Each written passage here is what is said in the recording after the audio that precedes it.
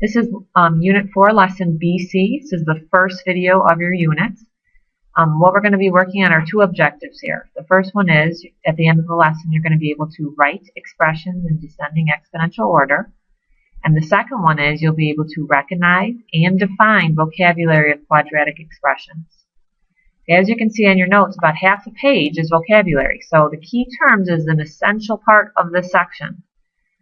If you at any time are confused about what a key term is, stop, replay it so you can really understand what these terms mean.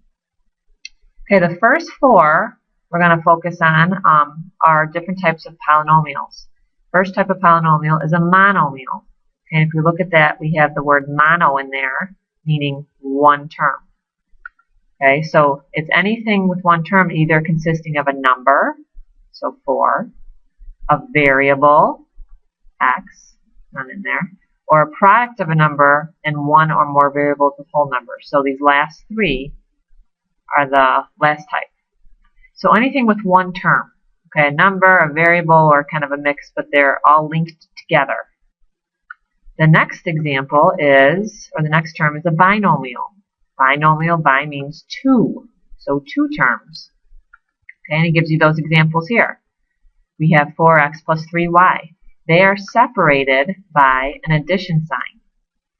Okay, two terms separated by an addition sign. The second example is separated by a subtraction sign. So we have 2x squared and 3y, two terms there. The third key term is a trinomial. Tri means three. Okay, and if we look at the first example, we have three terms here, 4x squared, 3x, and 2. And they're separated by either addition signs or subtraction signs. So 1, 2, 3, trinomial. Second example, separated by subtraction and addition signs. Three terms, trinomial. And a polynomial is basically a monomial or a sum of monomials, each called a term in the polynomial. So all three of these right here, they're all polynomials. Okay, so in the directions on a quiz or on homework, when it says identify the type of polynomial, these are the three types of polynomials. Okay, and we'll have some practice down below. When we work with degree, we're going to be kind of focusing this on two different parts. So we have a degree of a monomial and a degree of a polynomial. Okay, when we have one term, you are going to be focusing on the sum of the exponents of the variables in the monomial. So for example, here's one term, here's our monomial. Okay, if we're looking at the sum, we know that this is our exponent 2, so it would have a degree of 2. Okay, now the next one, the next example that it shows here, we have 2x squared y to the 5th. Okay, so we have to add 2 and 5, the sum of our exponents to get the degree. So 2 plus 5 is 7. So our degree of our monomial is 7.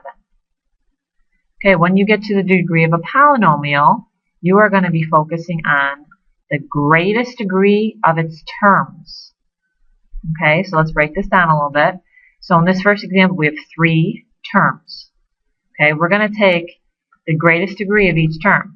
So for the first term, we have a degree of 2. In our second, we have a degree of 1. And for our third term, we have a degree of 0. So what's the greatest degree? 2. So this degree of this polynomial would be 2. Okay, the second example, we have 1, 2, 3 terms. This is a binomial. And we're looking at the degree of each. So this is a degree of 2. This, if we add 2 and 4 together, degree of 6. And this is a degree of 8. So what's the highest degree? 8. So the degree of that polynomial is 8. Okay, we'll get more practice down below on that. Descending order. Okay, descending order means arranging a polynomial so that its exponents decrease from left to right. Okay, think about how we read. From left to right, from highest to lowest. Okay, so for example, this is in descending order. We look at our degree, we have a degree of 3, degree of 2, that's at an invisible degree of 1, and this is a degree of 0. So it's from left to right, highest to lowest, 3, 2, 1, 0. And the last term that we want to focus on is lead coefficient. The word lead is huge there. Coefficient is a number, right? So the coefficient of the first term when written in descending order. So first you have to put it in order, and then the number that's in front, that's leading, is your coefficient. So our lead coefficient here would be 4. All right, let's work down below and get some practice on this. So the first table asks you to find the degree of each polynomial, or monomial and polynomial. And actually we're going to be asking you to also identify what type of polynomial it is. So 5, one term, so we know this is a monomial. And this has a degree of 0. Okay, the next one. There's a lot going on here, although do I see any addition or subtraction signs? No. So this is also a monomial. And if I look back at my notes up here, to find the degree of a monomial, I find the sum of its exponents. So I have to add the sum. So I have 8, 2, and don't forget this 1. So if I add all 3 of those numbers, I get a degree of 11.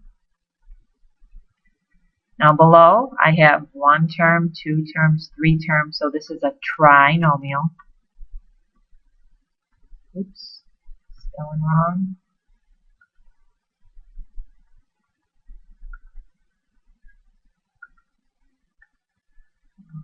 It's trinomial. Okay, and if I look back up on my notes, finding the degree of a polynomial, meaning tri or bi, or one that has more terms, I find the greatest degree of each term. So this first term has a degree of 6, second term has a degree of 2, and the last term has a degree of 0. So 6 is my highest degree. That's what my degree of my trinomial is.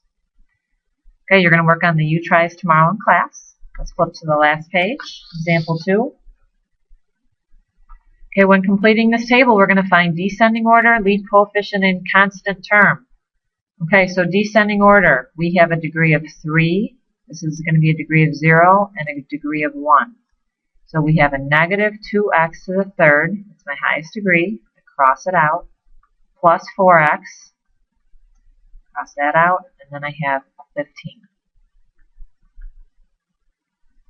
Lead coefficient, the number in front if I put it in the correct order, so it's negative 2.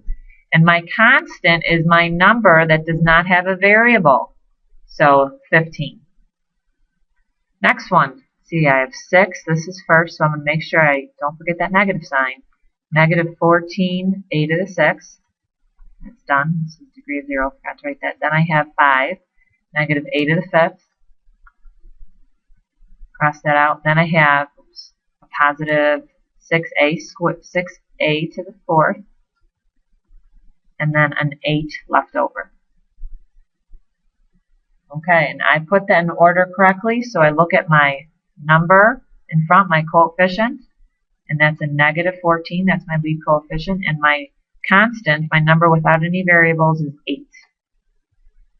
Last one, so you have a degree of 1 here, degree of 0, so if I put it in order, I have 11x to the third, that's my highest degree. Then I have my negative 2x squared, then my negative 17x, and then my 8. Lead coefficient would be 11, and my constant, 8. Okay, the ones below you're going to do in class tomorrow. Last example. When multiplying a monomial by a binomial or trinomial, you are going to be distributing the monomial to each of the inside terms. Okay, so this is basically just distributing just like we were. However, it's a little more complicated than we've been working on previously. So if we were going to take our first term, our monomial, and distribute it to the first term in the parentheses, I'm going to work with my numbers first. 2 times 4 is 8. And then I'm going to work with my exponents. X squared times x to the 1. When I multiply exponents with the same base, I add them. So I have x to the third. Then I'm going to take my next, I'm going to cross this out. That's done. I'm going to distribute it to my last term. 4 times a negative 3, negative 12. X squared times no x there. I'm going to drop my x squared.